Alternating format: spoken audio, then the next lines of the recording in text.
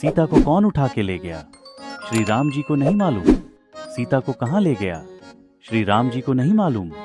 लक्ष्मण की मूर्छा भंग करने के लिए बूटी कहां मिलेगी? श्री राम जी को नहीं मालूम। रावण कैसे मरेगा? श्री राम जी को नहीं मालूम।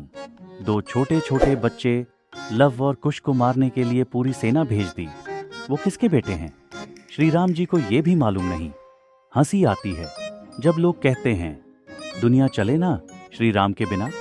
राम के दरबार में विधवा धोबिन को पेट से पैदा बच्चे की जानकारी के लिए बुलाया गया। पूरा दरबार लगा था। गुरु विश्वामित्र ने औरत से बाप का नाम पूछा। औरत ने प्रतिष्ठित आदमी होने के कारण बताने से इनकार कर दिया, तो गुरु ने उस औरत को फांसी की सजा सुनाई और उसकी आखिरी इच्छा जाननी चाहिए। औरत ने कहा, आप मेरे बच्चे के पिता का नाम पूछ रहे हैं, पहले आप अपने पिता का नाम बता दें। क्योंकि विश्वामित्र को घास से पैदा बताया गया है। गुरु के पिता का नाम पूछते ही राम तुरंत झल्लाकर बोले, गुरु की इतनी बेइज्जती करने की तेरी हिम्मत कैसे हुई? तो औरत ने राम से पिता का नाम पूछ लिया। इन चारों के पिता ऋषि बताए जाते हैं। वैसे इनकी माताओं ने खीर खाई थी श्रृंग ऋषि की गुफा में।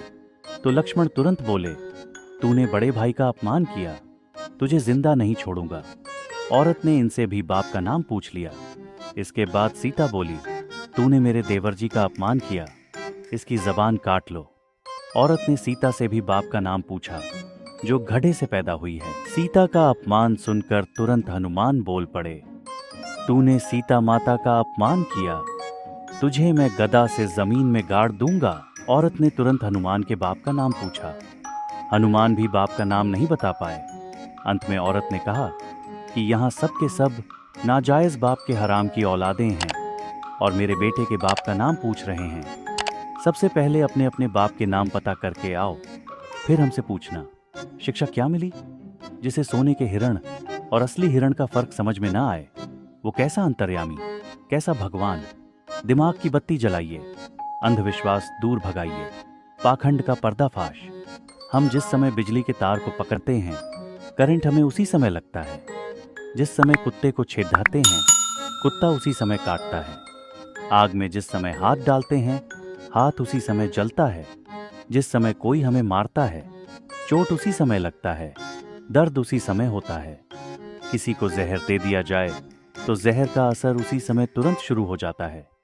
दवाई की खुराक जिस समय लेते हैं, उसी समय दवाई असर करना शुरू करता है।